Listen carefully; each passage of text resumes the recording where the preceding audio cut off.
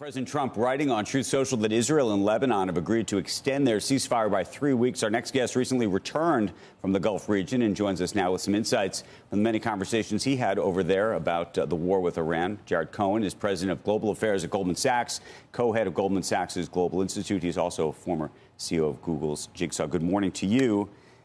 I was just talking to you off camera, so I'll just ask you, a lot of people are not going to the Middle East because they're worried just about their own safety. So I'm curious about your own experience on the ground. I mean, look, I don't know how many times I've been to the Middle East, 50 plus times at least. Two things I'll say. One, this is the most hospitable I've ever found the place. And that says a lot because it's a very hospitable region.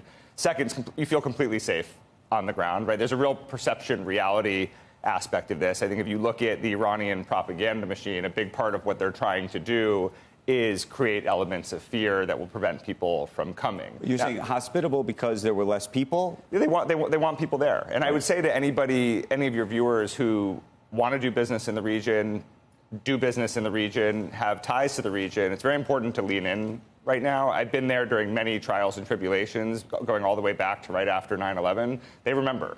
And they remember for a long time. And they pay attention to who their friends are in moments like this. So what is the feeling on the ground about how this all plays out?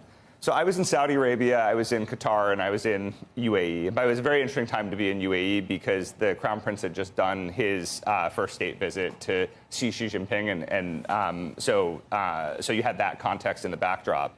Whether I was in one country or the other, regardless of who I was talking to, everyone kind of made the same initial few points, which is they said you have to view things as if Iran believes it now has a nuclear weapon.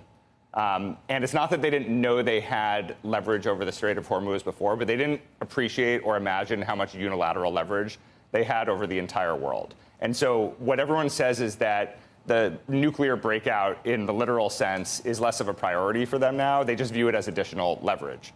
The other thing that everybody, and by the way, that matters because it means that they're not going to give it up in the same way that had they gotten a nuclear weapon, they wouldn't give it up. So as we're contemplating whether the Strait will reopen, unless the regime miraculously collapses, which I don't think it will, the Strait of Hormuz will never reopen in the way that it did at the beginning. Yes, you may have traffic flowing through, but the Iranians will likely maintain partial or unilateral control over what flows. Can we just pause on that for a second? Because if you're right about that, that means we will have continued elevated energy prices for a very, very, very long time. Well, so it has implications for the fork in the road that we're at right now. So you ended up miraculously kind of getting this sloppy ceasefire out of the last negotiations in Pakistan, not the recent ones where nobody showed up, but the ones before that. And that sloppy ceasefire basically just means you don't have ballistic missiles and drones being fired from Iran at GCC countries. The fork in the road is, do you kind of go for the bird in hand and turn a sloppy ceasefire into something more enduring? I think that's what the GCC countries pragmatically want, because I think that they view a comprehensive peace and addressing all the root causes of this war as far too elusive, far too risky to go for. I still think there's a little bit of daylight between them and the administration in terms of still talking about all these other issues. For the exact reason that you mentioned, they don't see a scenario where the Iranians evaporate from the Strait of Hormuz. And so what that means is they need to buy time. And they need to buy time to do whatever diversification they can do. We can unpack that country by country, but I think absent U.S. boots on the ground, which I don't think you're going to have, absent meaningful incremental progress, which I don't think you're going to have, my guess is the North Star in this and where it goes is you kind of go from a sloppy ceasefire to a strong, enduring ceasefire and a sloppy peace. And a sloppy peace is basically a bunch of half solutions on all the big issues. So traffic moves through the Strait of Hormuz, but the Iranians can close it at any time for any reason. You still have 1,000 to 2,000 ballistic missiles in Iran, and they agree not to fire them, but those missiles aren't being removed. You have sort of a shaky ceasefire on Lebanon, but Hezbollah has not come to the table. Israel's, staying in southern Lebanon, et cetera. But what does that mean, though, both to the price of oil, to the extent that then that has a trickle-down effect around the world, Yep. And what does it mean to some of the countries that you were just visiting?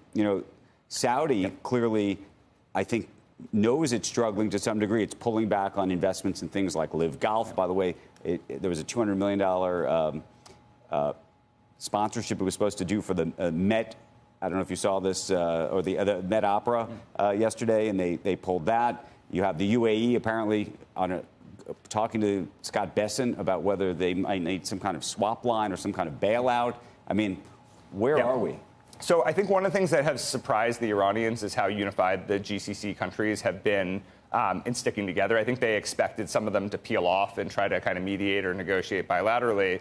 But to your question, Andrew, they all want different things, right? So, and it's a function of two things. One, how long this war lasts. And two, what their economic vulnerability is with the Strait of Hormuz. So if you take the UAE as an example, the UAE in aggregate has been attacked more than all the other countries, including Israel. But they're only 50% dependent on the Strait of Hormuz. They have existing pipelines. They have an alternative route with the port in Fujairah. They can do parallel piping where they already have alternative routes. What the UAE needs is time. In the next 2.5 to 3 years, they would like to go from 50% of their stuff moving through the Strait of Hormuz to treating the Strait of Hormuz as a commercial afterthought and driving that to zero. You mentioned the propaganda machine, so they're not stupid, are they? They have a very good propaganda machine. One of the best in the world. And they know how everything is going to be reported in the United States, I guess. And I guess they would think that we have a propaganda machine. I guess the United States says certain. The president obviously works things a certain way. How do you find any truth anywhere? And what, aren't we at a disadvantage with our open media over here so that they can facilely and quickly report anything Iran says as fact? Well, I think it's there's certainly asymmetry in the information environment in the sense that perception is a weapon for them. For us, it's not as much of a weapon because they were willing to kill 32,000 of their own people. They have no opposition in the country, and they have a very inelastic definition of what regime survival looks like. And so they just don't have the same perception vulnerability. They just need to make sure that even if they're being weakened as a regime, they're not becoming more fragile, meaning they're not on the precipice of collapse. Right. I think, for the Gulf countries, perception of civilian targets being on the radar screen of the Iranians, perceptions of things being, unsafe and you can't go through airports, all of that has meaningful ripple effects. I think the real asymmetry, though, you see it playing out in what, in effect, looks like, from a great power competition perspective, the first kind of maritime trench warfare. One of the things that I heard from all the countries is, you have in this kind of blockade and the blockade of the blockade, it's a game of geopolitical chicken between the United States and the Iranians over who's going to swerve first, and they both have the same theory of change, right? So the U.S. is looking at the math, thinking, you have $450 million a day that the Iranians are being bled. We're going to bring them to their economic knees, and they're going to cry uncle. The Iranians are thinking the exact same thing. Their view is that they can survive. They can withstand this. They have lots of kind of illicit economic activity where they can muddle through, and they're betting on the fact that if they can drag this out, cross the jet fuel threshold, eventually the U.S. cries uncle. Right. So in that game of geopolitical, like being 6 weeks from now. Well, so this is the issue. Nobody really knows what the timeline is. What I will tell you is the Arab governments think that the Iranians have a lot more patience on this than because I think they have a higher than the U.S. does. Than the U.S.